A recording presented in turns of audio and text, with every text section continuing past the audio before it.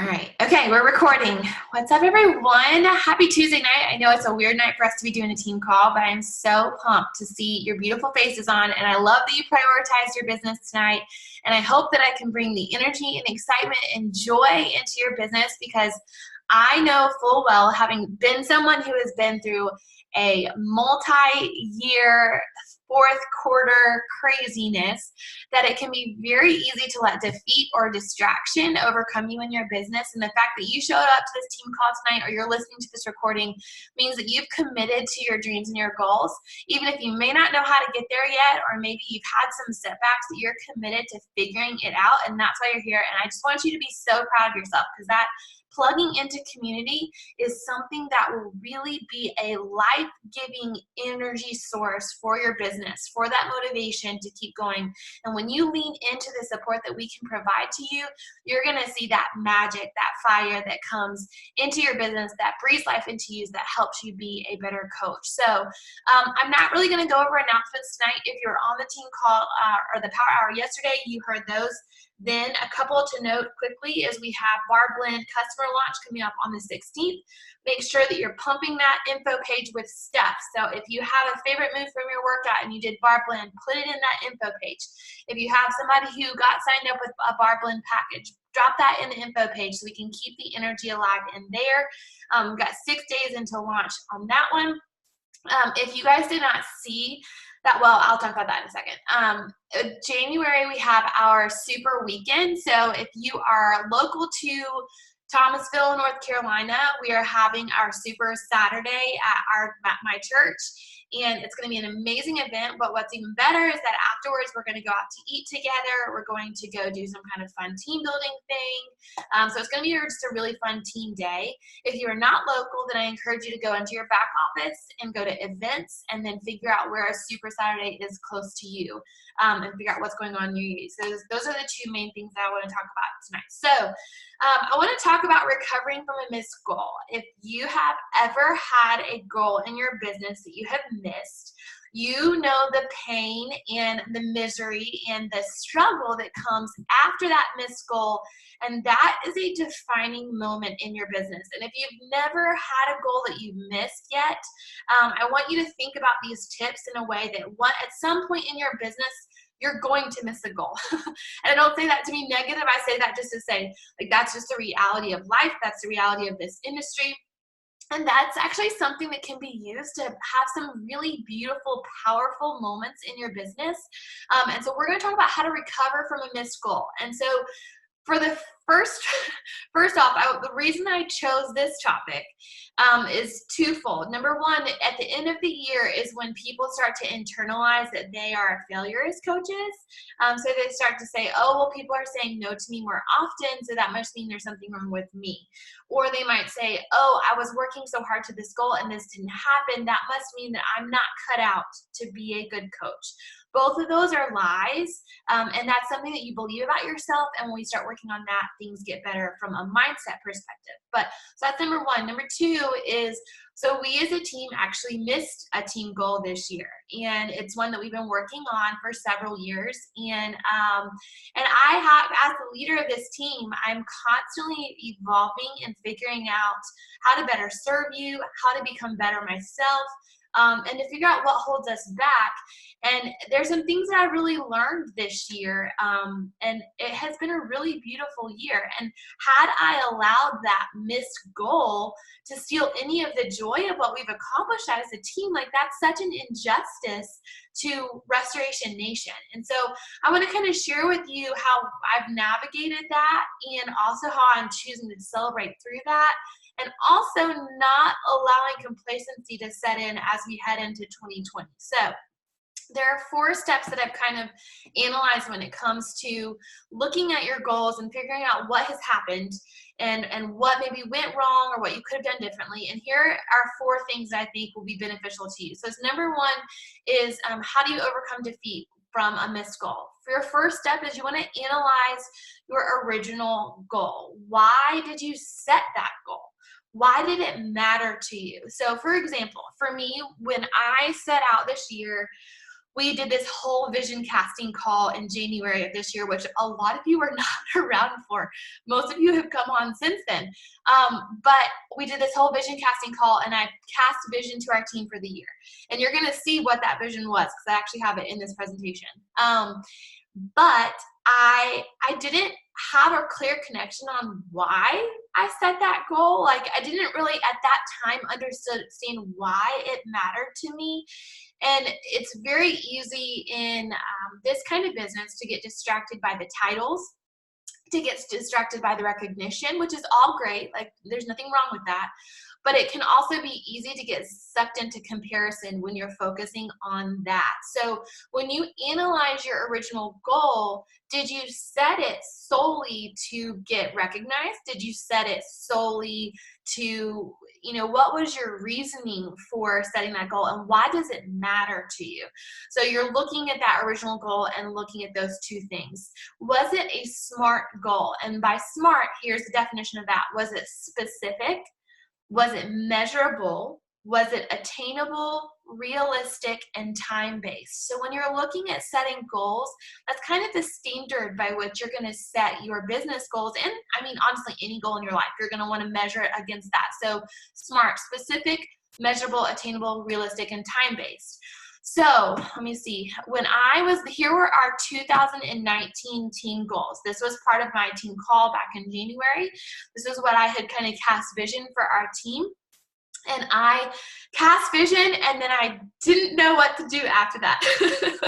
And so we cast vision in January, and I said, okay, we're going to be a 10-star team by December. If you're new here, 10-star means that within our downline, we have 10 diamonds. We are currently in 4-star qualification, so we are about to, hopefully at the end of next week, we will advance to 4-star, which is a huge deal. I had put on there that we were going to be an elite team, which is the top % of the company. And I had this huge vision. So if you scroll back and you look at, okay, was it specific? Yes, all of these goals were specific.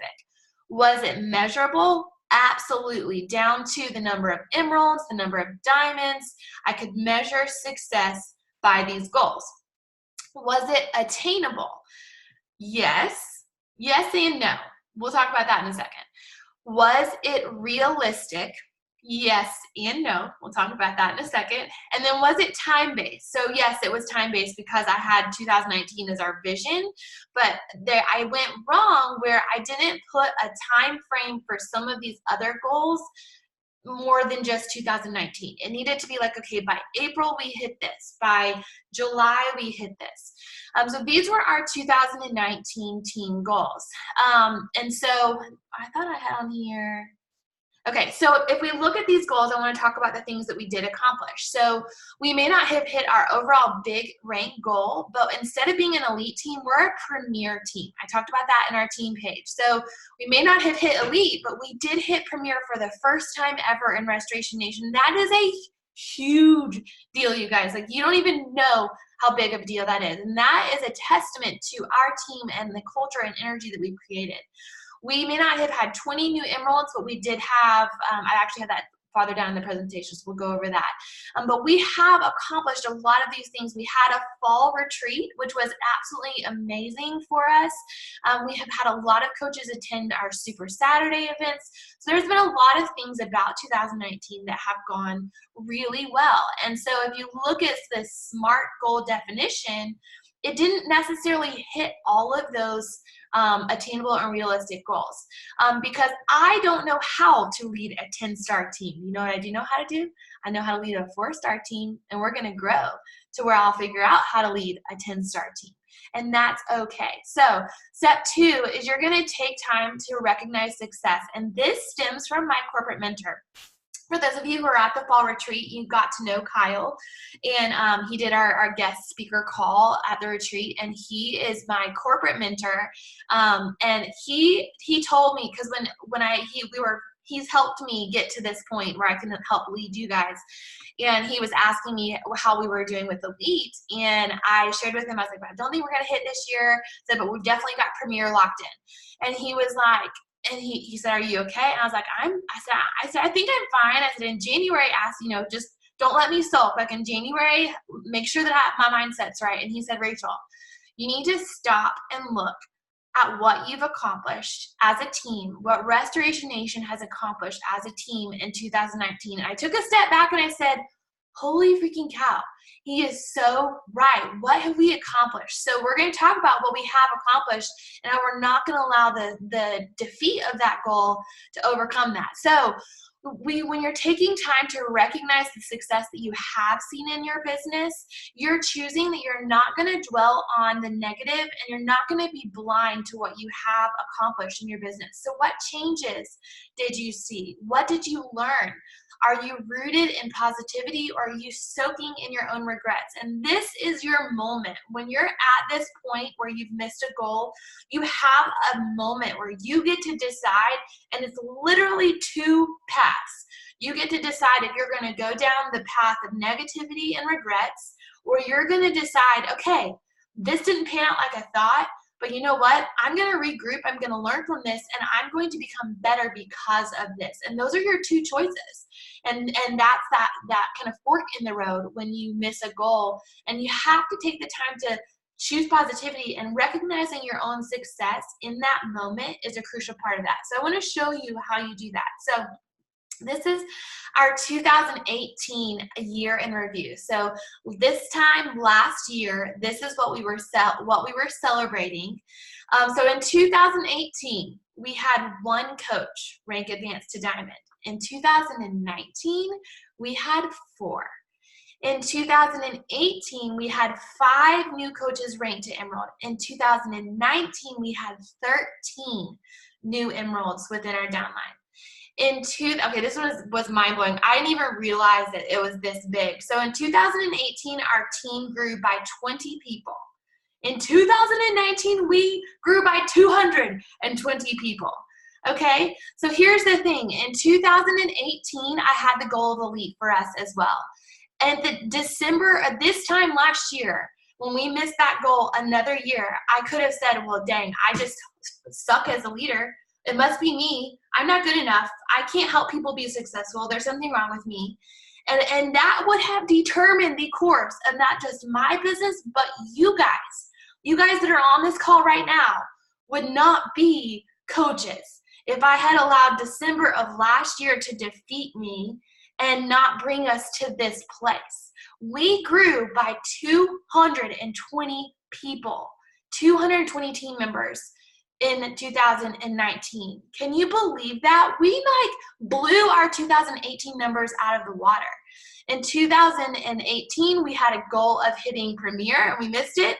In 2019, we hit it. In 2018, we ended the year number 485. In 2019, as of right now, we are ranked number 55. We had accomplished so much this year, and yet it's so easy when you're at this kind of fork in the road to say, you know, it's me, and you internalize I'm doing something wrong, when truthfully, yes, there are going to be things that you can do differently, but you get to decide your course of action. And taking that step back and zooming out and saying, okay, I might not have hit diamond, but I did help 3 people get started on their health and fitness goals last month. I may not have hit emerald, but I got halfway there, and that's something to celebrate. I may not have helped my first customer, but I've lost 10 pounds, and I'm really proud of that. And so you have to take that time to zoom out and celebrate, okay, what have I accomplished? I may not have fill in the blank, but my mental health is so much better. And so there is a moment where you need to sit and get a piece of paper out, write all the things that you've accomplished in your business, big or small, in your health journey, big or small, and look at that, zoom out and see that perspective, because it's so important as you're looking at your next phase of your business to celebrate what you have accomplished, take time to appreciate that, soak that in, because if I had been focused on the fact that we didn't hit elite this year, I never would have pulled up this report, and we crushed it in 2019. How dare we not celebrate that? That's a huge deal that we as a team have come so far in 2019. So now, step 3, you're going to take some time to reflect. So this is where you look at your business and you say, okay, I looked at my goals. Was it smart? Was it something that I should have been working towards? Number 2, have I taken the time to appreciate how far I've come? And then step 3 is where you look at your business from the lens point of constructive criticism, not beating yourself up, not dwelling in regrets, not soaking in negativity, but you're looking at your goals and taking the time to figure out what were the pitfalls that you faced and that maybe contributed to that missed goal. What could or should you have done differently, and what did you learn in the process? So I wanted to share some of mine with this because this has been a pivotal year for me as a leader, and it's really helped me realize what matters to me. And it's going to be different for each person on this team. But nobody sets out knowing how to be an Emerald coach. Nobody sets out knowing how to be Diamond. Nobody sets out knowing how to be 4-star Premier. Like, I have failed and fallen on my face more times in the last 4 years that most of you guys have not been around to see. And so I want to remind you that there's a lot of grit that happens. There's also a lot of reflecting that goes on. So at the end of every year, I said, okay, what went well? What didn't go well? What have I learned? And how do I move forward from this? So here are some things that I've learned in 2019. So, and this is when I was doing this activity about myself and about my business for the year. These were some of the things I wrote down. I said, number one, this year I figured out that community matters to me over rank. Losing a coach who is stressed out isn't worth a goal to me. That's something I didn't realize. I didn't realize how important it was for me to help people feel valued and needed and wanted, no matter what the goal, no matter how it impacted the goal. And I never wanted my vision for the team to be placed pressure on someone else's shoulders. And so that was a huge piece for me. I figured out my Enneagram. So I don't know if you guys know much the Enneagram, but I love the Enneagram. I figured out my Enneagram number, and it's helped me, number one, it's helped me learn how to set boundaries with the team. It's very easy to get time zapped into hand-holding and into negative, when people start struggling and negativity. And it doesn't mean that I'm not any less present. It just means that I've set emotional boundaries in myself that I can't take on someone else's success or failure. They have the same tools that I do, and I'm right there ready and willing, and they have to do the work. So I've learned from my Enneagram, because I'm a 2, that means that I'm a helper. I want to help people. Sometimes, I have to realize that as a leader, other people have to help themselves in order to be helped first. It also has helped me figure out how to encourage each coach a little bit better than I used to know. The next thing is I realized that a strong local presence is really important to me. I crave in-person community. And so that's something that I've learned. That fall retreat literally lit my life on fire. I just want to be with you guys every single weekend if I can. And so those events, it's so important that we make local events or Summit or Super Weekend or our retreats a priority, because that's where we get energy and community and love from each other. I also realized that this business has to be fun in order to make it last. When it stops being fun, you're not going to want to do it anymore. And so if you've noticed, we're starting to bring out that fun factor a whole lot more in the team, because you know what? This business is a lot of fun. We get paid to help people. It doesn't get much more fun than that. There is work. There is stuff we don't like to do, but this business truly is a blessing. And so we get to have fun, and that's what's going to make it last. I also have to help my coaches. I figured this out. I have to help my coaches set boundaries, and I can't take on their stress. I have to meet people where they're at. And I really have been pushing this with some of you guys, because you're like me and you want to do all the things. And it's important that you set those boundaries in your life with your business, because you don't have to be on the phone all the time to be successful. You don't have to answer somebody within 0.32 seconds. And if they can't handle, if they can handle that, then they don't need to be on your team. It's okay to set boundaries. And that is not something that I had learned prior to 2019. I also figured out that and this is where I went wrong this year. Okay, so I'm just going to kind of bare my heart to you guys and share what I learned in 2019. So this is where I feel like as a leader, I went wrong. I was so afraid of sharing the vision that I had for the team clearly and specifically early enough, because I didn't want you guys to feel pressure from me. But the truth be told is that you've come to me as your leader to help you be successful. So your vision and your goals for your business line up directly with our team-wide goal. And so it's selfish of me to have kept some of that in my mouth because I was so afraid of making people feel pressured to do something that they weren't ready to do. When truth be told, the people that were ready were ready whether I shared it or not. And so I learned this year that I need to communicate clearly and not be afraid of sharing this path that we're headed as a team. And I know that I did not communicate that clearly enough, early enough in 2019 to hit elite. And that's on me. Like I should have been more forthcoming and said, look, here's where we're at. This is where we're going. Who wants to be diamond by X date? Who's ready to put in that work by X date? And that's completely on me. Something I've learned and an area I get to grow in as a leader. I also need to lead. This is one thing I learned in 2019. I need to lead by mental health example. You guys get to be the direct product of that. I've learned that personal development is a lifeline, and you guys now get the benefit of that because I preach it 24/7. And when you come to me when you're struggling, that's the first question I'm going to ask. And I have to lead by mental health example. If I mentally and emotionally am not in a good place, I can't be a good leader. And that's helped me to become a better version of myself in 2019 and help to grow in that area. I have to continue to make my mind a fortress of positivity. I can never stop doing the vital behaviors. Just because I've been in this business for 4 years does not mean that I still do power hours.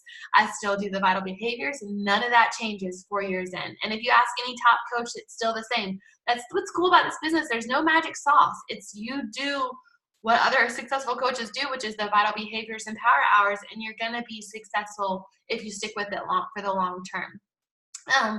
And then the last thing, and this I really feel, and something I feel like in our team has shifted in the most positive way, is I have figured out that when I get clear about my message, I attract my people. And it's the same thing with you guys in your business. When you get clear about what you're wanting to share on your social media and what you're wanting to lead people with and who you're wanting to talk to, that in turn attracts the kind of people that you want to be on your team. The sooner you learn that skill, the sooner everything else falls into place faster. And in 2019, I got real specific about who it was that who I was talking to on my social media. I got real vulnerable and real authentic, and that has really been a pivotal point as a leader where I've started to see that shift and that payoff in that turn. So in taking time to reflect in your business, you're looking at not the things that you've done wrong, but the things that you can improve on. So did you set yourself up for success with your schedule? Did you follow? Did you set your business hours? Have you printed out your Success Club tracker? Are you doing the things that are going to help you be successful? Or are you leaving your invites to the end of the day and then skipping them 4 days in a row? Are you expanding your network enough to where you have enough eyeballs on your posts that you've worked so hard about?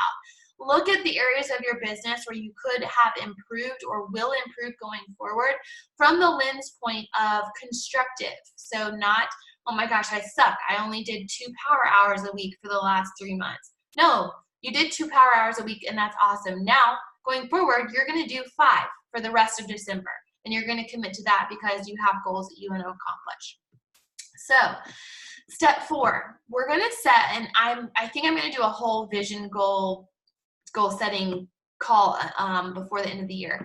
But step 4 is you're going to set a new goal, but with a deadline.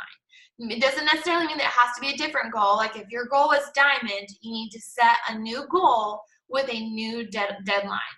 And here's what I want you to do. I want you to analyze what you want to accomplish and detail why it matters to you. Make it specific and break down who it would impact if you reach that goal. So for example, if you became a diamond coach, what does that do to your income?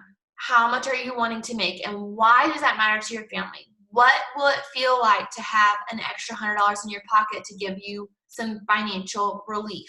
And get really specific about who that's going to directly impact and write that out when you're writing your goal. get support. So you're leaning into this community. The people on this team who are successful are the ones who lean in. They get on the power hours, they get on the call, they show up on social media every single day. They don't just scroll, they comment and love on other coaches on the team's posts. And then it becomes this community thing. Accountability in this team only works if you use it. So get support through our team. I want you to set a deadline. A goal without a date is just a wish. So if you kind of feel like you're spinning your wheels in your business, it's because you've not put any kind of pressure on yourself. You have no reason to hit your goal because there's no deadline, there's no push, there's no, like, you're like, okay, cool, I want to be an Emerald coach one day, or I want to be a Diamond coach one day. Okay, great, but when is the one day? Why does it matter to you? What is it that you're wanting to accomplish? And setting that goal. And I'm going to use Lindsay, she's the one on the call, so I'm going to use Lindsay as an example. So one of the reasons I feel contributes to Lindsay's massive early success is that she had a deadline. It was like a non-negotiable. She said, I will be Diamond by the end of this group because my family needs that money and it's a priority to me. And she was like hell-bent on Diamond by the end of the group date. And I was the same way. When I was pushing for 1 star, we had a push group, and it was like, I will be Diamond by X date. And it gave me something to work for. When you have a date, you can say, okay, I want to be Emerald by January 1st. So you know that you have 20 days left in the month. Emerald is 2 people. You know that you need to sign 1 person up next week, and then 1 person up the week after Christmas. And then you can backwards engineer. So if you have Diamond as your goal, you set it for the middle of January, you backwards engineer how many people do you need to help over the course of the next 4 weeks to accomplish your goal by that date. And it makes it more specific, and you have to kind of zoom out and look at, okay, you hit this goal, how are you going to reward yourself? Like, what are you going to, give yourself as a reward for that specific goal? And what is it? Why? Like, why are you wanting to achieve that? Are you wanting recognition? Which is fine. Some people there's actually an Enneagram type 3. The type 3 on the Enneagram, they're driven by accomplishments. And so they're very rewards, recognition driven, and that's okay. So just detailing why it matters to you and who it's going to benefit when you reach that goal, and setting that deadline is a crucial part for your success in overcoming a missed goal. So one thing I want you to note, and we're wrapping this up, so I'd love to hear in the comments if you have anything that you want to feedback from this call, things you want. If you have a question specifically about this topic that you want to ask, put it in the comments. Missed goals are a part of life, and you get to decide if it's going to deter you from your dreams or allow it to fuel you. And I want to talk a little bit about when you get to the point in your business where things are out of your control. So for some of the goals that I have for our team and the vision that I have for our team, it's not about me. Like I could care less if I'm a Diamond coach. Like the rank it's not about that. It's about helping my coaches be successful. And I know that if I can help them get to Diamond, they're going to see an income increase. I know that if I can help them keep that Diamond rank for 6 weeks, they're going to start to see the income to come in from being a Diamond coach. And so there are reasons why my goals have shifted.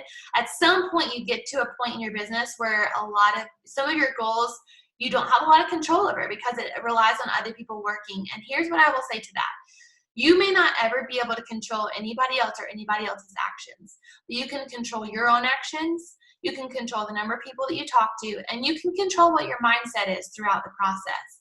And constantly be reflecting, okay, what can I learn from this? How can I grow? How can I become better in this business? And setting that deadline for those goals and realizing that, you know what, you're going to give it your all, and you're going to fly sometimes and you're going to fall sometimes, and you just pick back up the next day. And when it's out of your control, you just control the things you are able to, and you move forward. So I hope this was encouraging. I don't know if any of you are facing this in your business. I know that heading into a new year, it's important that we have our mindset in a place that's healthy, positive, and we're centered on the joy of this business and not the hard things, because that's what's going to steal some of the fun out of this for you. So let me see if anybody had anything else on here.